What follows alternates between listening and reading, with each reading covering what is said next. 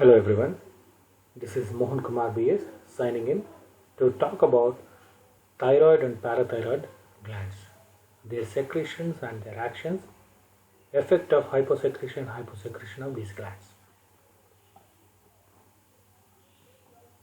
So our main objective for this class should be to understand and learn the basics of thyroid and parathyroid gland secretions and their actions on the body and their dysfunctions of both the organs would also be studied. So at the end of the class, you should be having a thorough knowledge about thyroid and parathyroid gland hormones, their secretions, actions, and dysfunction, that is, hyposecretions or hyposecretions of a particular gland. So in the content section, I've added everything related to thyroid and parathyroid gland, their actions, secretions, and everything, and their hormones production as well. So this is a picture of thyroid gland. Thyroid gland is located anterior to the cricoid cartilage in the anterior neck. It is a butterfly-shaped structure weighing around less than 30 grams. It is bilobed, connected by a median called as isthmus. So there are two lobes for the thyroid gland, left lobe and right lobe, connected by isthmus. So if we take a cut section of the thyroid gland, this is what we see. We see a follicular cell and parafollicular cells and some blood capillaries. So these follicular cells have a pool of colloid enclosed in them.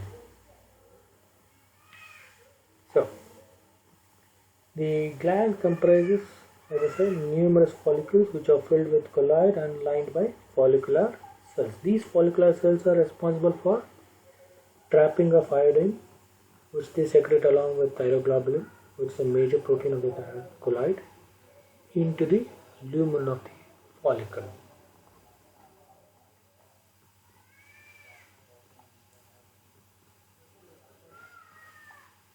So thyroid hormone secretions. So thyroid hormone secretions have a precursor molecule, precursor amino acid, that is the tyrosine. The dimerized structure of tyrosine and little bit alterations, additions of iodine would what make the thyroxine hormones. So T4, T3 and T3. T4 is tetraiodothyronine, whereas T3 is triiodothyronine. Whereas reverse T3 is the reverse image of this T3.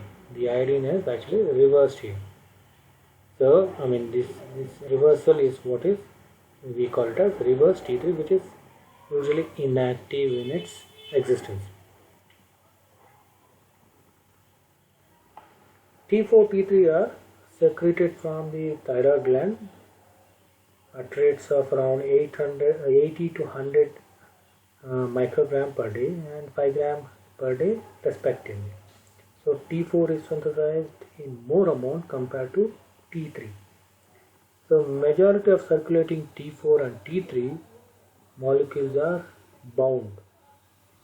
So 70% of the thyroxine binding, 70% of the T4 and T3 are bound to thyroxine binding globulin, which is a high affinity molecule, that is thyroxine binding globulin. Plus 15 to 20% is bound to albumin.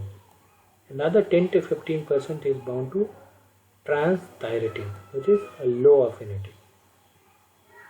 So the tiny free unbound fraction of T4 and T3 enter cells and determine to a large extent the metabolic rate of many tissues, which is the primary role of thyroid hormone, that is increasing the metabolic rate. So transport proteins here, that is thyroxine binding globulin and albumin and transthyretin, would act as a reservoir for buffering circulating levels of thyroid hormones. So transthyretin and albumin are responsible for the delivery of thyroid hormones to cells. So rapid dissociation takes place from these two carrying globulin proteins. So T4 binds more tightly to transverse protein than does T3.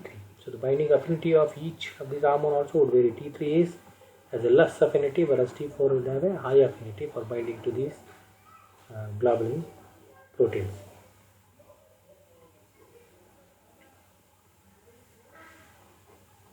And now after secretion part, we will come to action part of the thyroid hormone. So free extracellular T4 and T3 enter the target cell.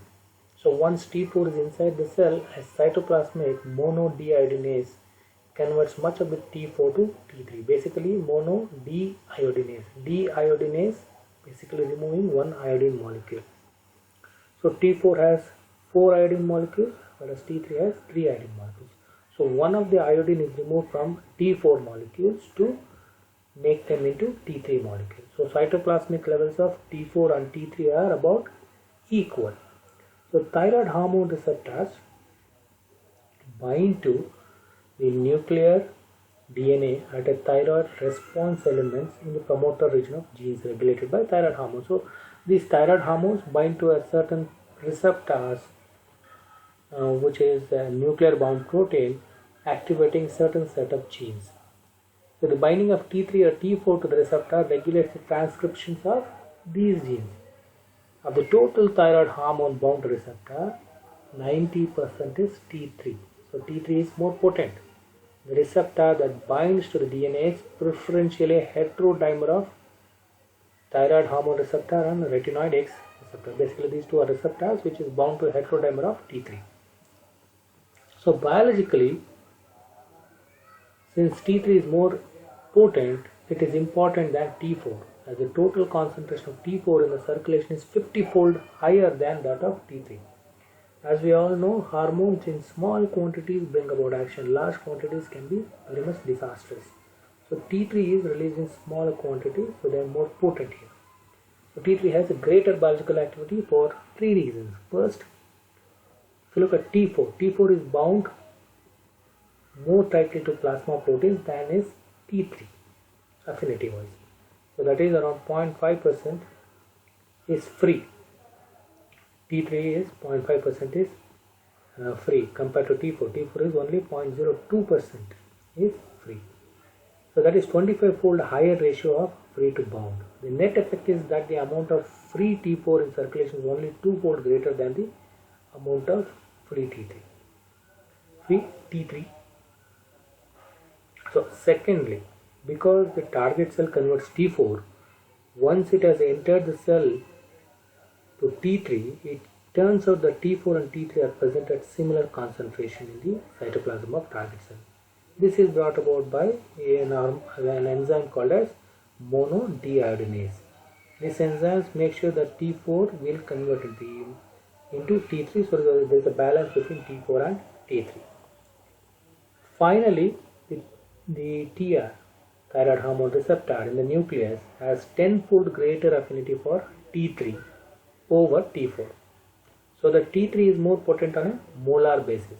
As a result, T3 is responsible for 90% of the occupancy of thyroid hormone receptors in the euthyroid state. Euthyroid state basically the state of having normal thyroid gland function.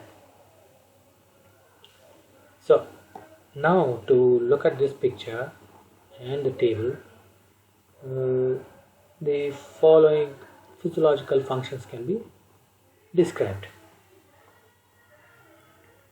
First, we'll talk about oxygen consumption. Mainly, it increases the number of mitochondria in most tissues. So, this is because the mitochondria would in turn increase the basal metabolic rate. So, enhanced metabolic activity increases the body's demand for oxygen consumption, which in turn increases the cardiac output, increases respiratory drive, and increases production of red blood cells, and increases appetite, increases GI motility, and increases intestinal absorption. And depending upon the metabolic status, it can also induce lipolysis or lipid synthesis. All in all, to make sure glucose is available to manufacture more of ATPs. So this is about oxygen consumption and energy expenditure. Even thermogenesis is also seen when it is cold outside. So when the body has to adapt to the colder environment, the body has to generate more heat. So thermogenesis also takes place, and also increased expression of sodium potassium ATPase is also seen, because the ionic difference will create a huge imbalance in the cell. So more of sodium in the body, in the cell, would actually increases the ATP production. So it would overall stimulate the metabolism of carbohydrates. And thyroid hormone can also induce catabolism of proteins in high doses, or otherwise it's only anabolic. Regulates oxidative metabolism, increases rates of anabolic and catabolic processes, increases growth and development, increases systemic function. All together, it's all increasing the basal metabolic effect. Now, if you look at the heart and sympathetic adrenergic system, increased beta adrenergic receptor activity, increased beta receptors in liver, heart, muscle, adipocyte, increased contractility, increased sarcoplasmic calcium ATPase expression, increased activity in number of beta adrenergic receptors. So they have a permissive effect on catecholamines. Thyroid hormone acts on protein expression and activity. Example here, the thyroid hormone upregulates the catecholamine dependent beta adrenergic receptor and changes in expression of G proteins, thus allowing rapid flight or fight response to catecholamines like epinephrine and norepinephrine. In heart, it increases the cardiac protein expression and myocytes and decreases collagen in non-myocytes. It's very important. It is decreasing the collagen in non-myocytes, thereby increasing the contractility. Increases speed and force of systolic contraction and increases speed of diastolic relaxation also. Basically, the lubbed up contraction and relaxation is increased. The electrical activity increases, the rate of impulses, and the increase in speed of conduction as well. So, skeletal muscle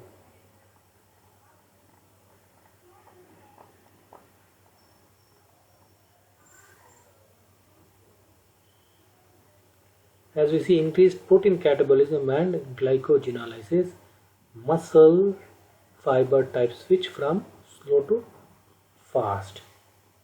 So basically they bring about the protein catabolism and they also bring about glycogenolysis. So that is, availability of glucose in the body is increased. And GI tract maintains normal gut motility and increased glucose absorption. So these thyroid hormones make sure the glucose availability in the cell is high. So that number one, it increases the basal metabolic rate. And cholesterol synthesis also increased, and LDL clearance, that is by increased hepatic LDL receptor. So they bring about a lipolysis as well, as I said earlier. Skeletal effects: promotes bone maturation, advances bone age, promotes bone growth, permissive effect of IGF-1 and maintains normal growth hormone and gene expression. Increased bone turnover in adults. So in children also thyroid hormones act synergistically with growth hormones to stimulate bone growth. And plasma hormones maintains normal half-life of hormones and drugs. So the overall well-being of the plasma hormones also maintained by the T3 and T4. And the brain and nervous system maintains of normal mental, emotional function and normal reflexes, including respiration is also observed. And in renal and liver also increases blood flow, increases clearance rates, increases vasoactive mediation sensitivity, increases protein synthesis. All in all, it's always increasing the activity of all the physiological functions of the body. That's what thyroid does.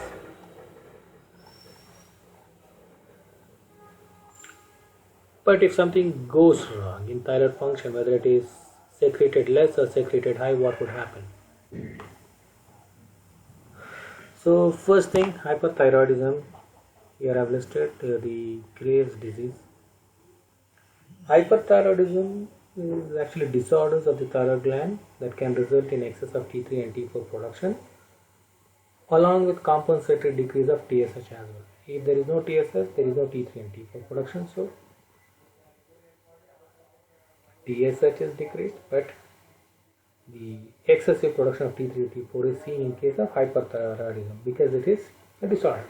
In addition, thyrotropes adenoma can produce unregulated TSH and can lead to increased T3 and T4 production as well. So, a cancer tissue can also make sure something will go wrong and the production of the hormone is increased. In some conditions, there is an ectopic production of thyroid hormone leading to increased thyroid hormone and compensatory TSH decrease. However, whatever the reason be, the T3 and T4 in the circulating blood plasma is higher. So that's what leads to a condition called as hyperthyroidism. So usually it's what we call as Graves' disease. It can affect anyone. It's more common among women and in people younger than age 40. And it is an autoimmune disease caused by the production of TSH receptor antibodies that stimulate thyroid gland growth and thyroid hormone release. So it's an autoimmune disease. Graves' disease is an autoimmune disease. So patients will have abnormally increased T4 and T3 levels and a decrease in TSH. A positive TSH receptor IgG immunoglobulin test is what confirms the diagnosis whether the person is suffering from hyperthyroidism or not. So immunoglobulin IgG against TSH receptor leads to increased thyroid function growth. So patients will often present with symptoms of hyperthyroidism and diffuse goiter. It is enlarged thyroid gland. So TSH receptor antibodies can also activate orbital fibroblasts leading to fibroblast proliferation and differentiation to adipocytes. As a result, there is increased production of hyaluronic acid and glucosaminoglycan, leading to an increased volume of intraorbital fat and muscle tissue. So what are the conditions we see? So this is, I have listed out both for hypothyroidism and hyperthyroidism, but I have a better picture here, so I'll stick over this. It causes exophthalmos, lid retraction and diplopia due to ocular motility problems. So this is hyperthyroidism. The eye problems, if you look at it, there is lid retraction and eye irritation, extraocular muscle weaknesses, diplopia, double vision and cornea ulceration and exophthalmos. Exophthalmos is the abnormal protrusion of the eyeball or eyeballs. So we should be aware that the exophthalmos is a prominent factor to find out whether a person is suffering from hyperthyroidism or not. So exophthalmos is very much important in identifying this disease. And secondly, bruit over thyroid. So what is bruit? It's also called as vascular murmur over thyroid release. So it is abnormal sound generated by the turbulent flow of blood in an artery due to either an area of partial obstruction or a localized high rate of blood flow through an unobstructed artery. So there is a murmur. What I am saying is there is always a murmur in the thyroid gland. So that is bruit over thyroid. So that increases. And goiter. Goiter, as we all know, it is an abnormal enlargement of thyroid gland. Tremors and fatigue, that is tiredness. Pretibial myxedema, that is an important characteristic of Graves' disease. So pretibial myxedema, or it's more appropriately, it's also called as thyroid dermopathy. This is actually the localized lesions of the skin resulting from the deposition of hyaluronic acid, usually as a component of thyroid disease. So it is pigmentation of the body. And menstrual abnormalities, amenorrhea. and difficulties in conception and pregnancy. This side we have the nervousness, the person, because he is producing higher amount of thyroid since it is increasing the basal metabolic rate, and it's also causing what is called as nervousness because higher activity of the nerves.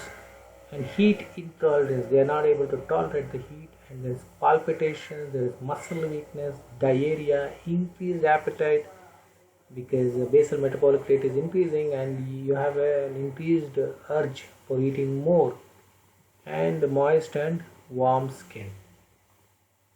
So these are the symptoms of hyperthyroidism. In an emergency, it is called as the thyroid storm because it is hyper secreted. So storm is basically effect on full go. So when the amount of T3 and T4 is higher than the regular plasma levels, so it brings about these kind of symptoms in the body. Now coming to hypothyroidism. Hypothyroidism, as we know, decreases the basal metabolic rate, hence there is weakness and fatigue and lethargy, and somnolence basically makes the person, since he is lethargic, makes the person feeling sleepy. Mental slowness, they are not alert, and goiter, either hypothyroidism or hyperthyroidism. Goiter is expected, enlargement of the thyroid gland, amenorrhea, that is disturbed menstrual cycle, and ECG, that is disturbed ECG, that is cardiac functioning is disturbed. So cold intolerance, they are not able to tolerate cold because in winter, if you see in order to beat the cold, the body produces more thyroid hormone, increasing the basal metabolic rate and keeping the body warm. Because here in case of hypothyroidism, lesser amount of T3 and T4 is circulating in the blood plasma, so they would not have the ability to combat cold. So there is cold intolerance. And muscle aches because of the weakness. Decreased sweating, there is no metabolic rate, so the sweating is decreased. Dry and cold skin, slow speech, depression, thin brittle hair, all these symptoms are hypothyroidism. So tired from neck up, hypothyroidism means. And increased weight, person putting on weight because they are not able to metabolize. And constipation, not able to pass motion. Increased reflux times, it is prolonged, the time is prolonged. Myxedema is basically the pigmentation and the deposition of hyaluronic acid on the skin. Hoarseness, the skin becoming more rougher. Psychosis, and psychosis is a severe mental disorder in which thought and emotions are so impaired that the contact is lost with the external reality. So a person is always in illusion. So difficulties in conception and pregnancy. So in this endocrine emergency would be myxedema, coma, because person is so lethargic, not able to do any activities, he is falling asleep, and all the symptoms put together push the person to myxedema, coma. So this is what happens during hypothyroidism. Myxedema coma is an extreme complication of hypothyroidism in which patients exhibit multiple organ abnormalities and progressive mental deterioration. So this is about the thyroid gland action and secretion. And there's hyposecretion and hyposecretion as well. There is another hormone in thyroid gland which plays a role in calcium regulation, that is calcitonin. So what about calcitonin? It is secreted by the parafollicular cells or C cells in the interstitial tissues between the follicles. When I showed you the picture, that is the first picture here, these are parafollicular cells. These are C cells which produces this hormone calcitonin. Thyrocalcitonin is a large unbranched polypeptide of having around 32 amino acids and has a molecular weight of around 3600. Thyrocalcitonin acts by causing a transfer of calcium from blood into bone, either by increasing calcification of the bones or by diminishing the decalcification, or by both processes. In other words, it rapidly inhibits calcium withdrawal from bones. This characteristic property, however, promises to be a therapeutic agent for the treatment of certain types of bone disease. This action of thyrocalcitonin is counterbalanced by the hypercalcemia hormone, that is the parathormone, which is secreted by the parathyroid. Now let's go and understand what parathyroid glands are.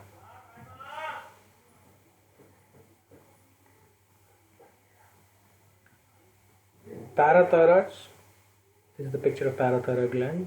This is the thyroid gland itself, and you see there are small gland-like structures which are parathyroid glands. So the parathyroids were first discovered by Sandstrom in 1880. In human beings, there are usually 4 small parathyroid glands so closely associated with the thyroid gland. And based on their localization, they are called, this pair is called a superior parathyroid gland, whereas this pair is called inferior parathyroid gland. Superior means above, inferior is below. So superior parathyroid gland and inferior parathyroid gland. So totally there are 2 pairs of parathyroid gland. Each parathyroid gland is a reddish or brownish, having an oval body, measuring about 5 to 7 mm in length, around 3 to 5 mm in width, and around 1 to 2 mm in thickness. The 4 glands together weigh only around 0.1 to 0.2 gram, very less, basically 100 microgram to 200 microgram. So what do they secrete? Parathyroids secrete a hormone called as parathyroid hormone, or it's also called as Colles hormone. In simple terms, it is called PTH. So PTH has been isolated in pure form already. So it is a linear polypeptide consisting of 84 amino acid residues and has a molecular weight of about 7,000 to 8,500. The physiologic activity of this hormone on both skeletal and renal tissues is contained within the first 34 amino acids as listed here. First 34 amino acids is the most active part of the parathyroid hormone of the N-terminal chain. The PTH can be cleaved to form smaller but still active units because this is the only active form. Oxidation of the PTH hormone can inactivate parathormone immediately. So what are the actions? What do they do?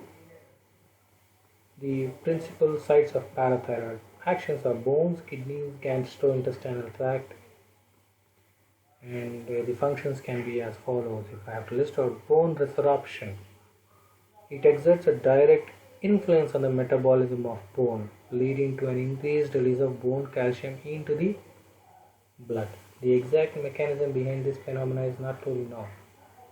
It has, however, been suggested that the hormone stimulates the production of citric acid in the bone tissues, and an increased concentration of citrate ions leads to the removal of phosphate from calcium phosphate, that is the bone material, and thus the bone is made soluble, allowing the calcium to diffuse out. So second, renal reabsorption of calcium. In the kidney, parathormone affects renal tubular reabsorption of calcium and reabsorption or secretion of phosphate. So it increases the elimination of calcium and phosphorus in the urine. It is interesting to note here that the secretion of this hormone is controlled by calcium ion concentration of the blood itself. So it is playing a role in calcium homeostasis in the blood. As the calcium ion concentration increases, PTH secretion decreases, tending to preserve the original condition.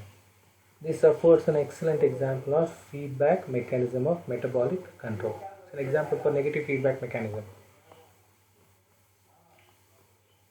Increase in osteoclastic activity.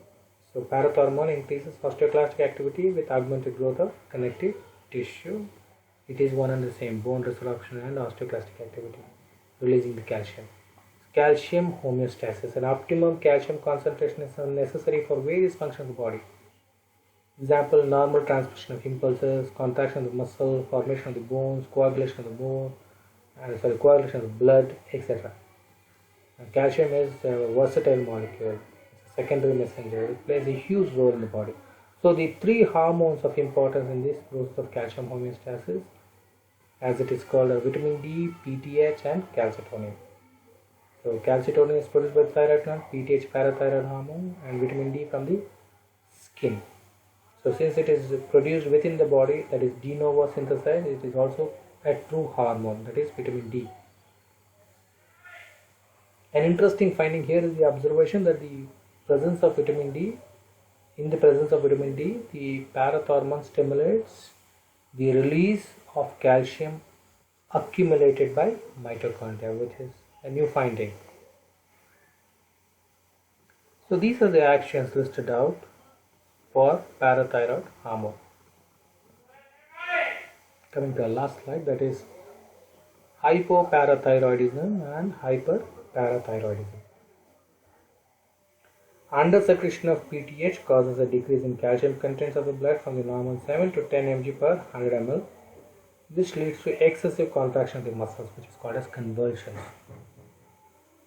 That is hypoparathyroidism. In fact, convulsions occur when the calcium is further decreased to 4 mg per 100 ml of plasma. As the calcium decreases in the blood, there is a decrease in the urine.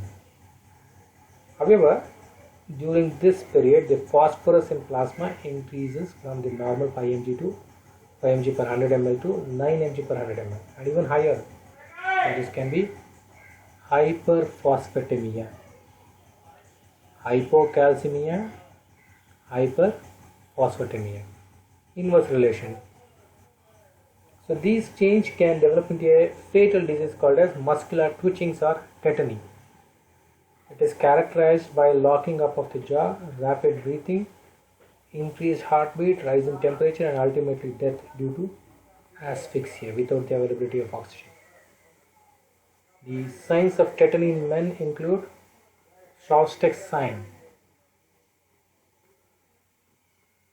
Chvostek's sign, that is a facial spasm. It's basically a quick contraction of the ipsilateral facial muscles elicited by tapping over the facial nerve at an angle of the jaw.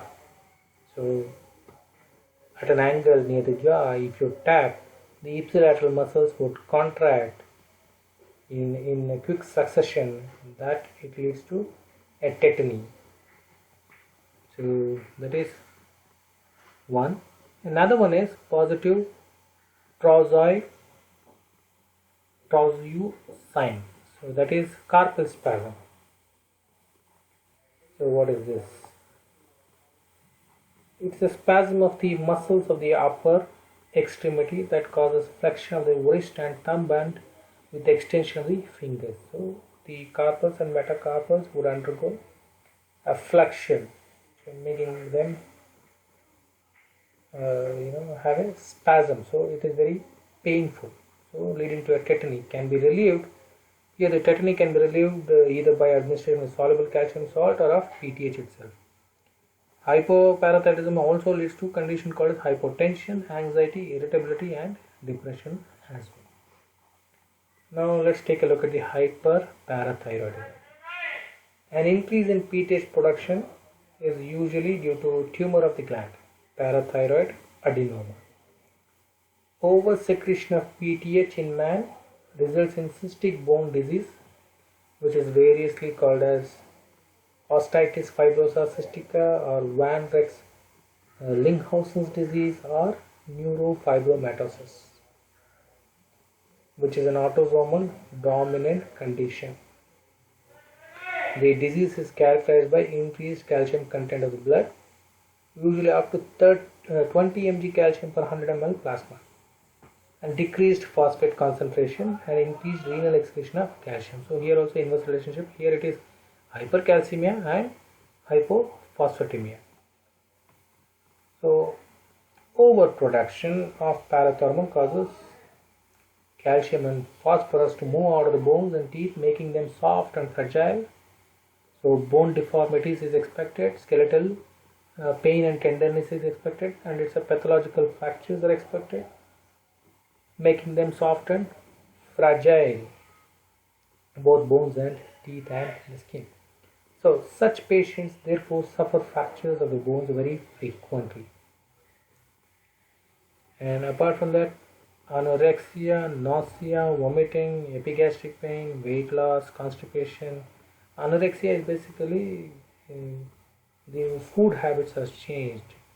They become more, what should I say, more irrelevant in the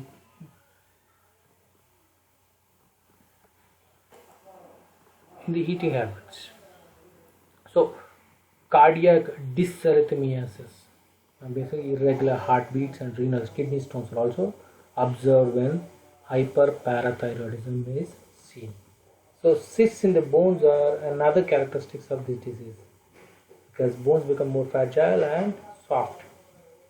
So this is about both hypoparathyroidism and hyperparathyroidism, and I have spoken about thyroid gland and parathyroid gland, their actions and their secretions and their dysfunction in relation to hyposecretion and hypersecretion as well. Any doubt, you can leave a comment in the comment box or you can reach me on my WhatsApp. Thank you very much for your patience listening.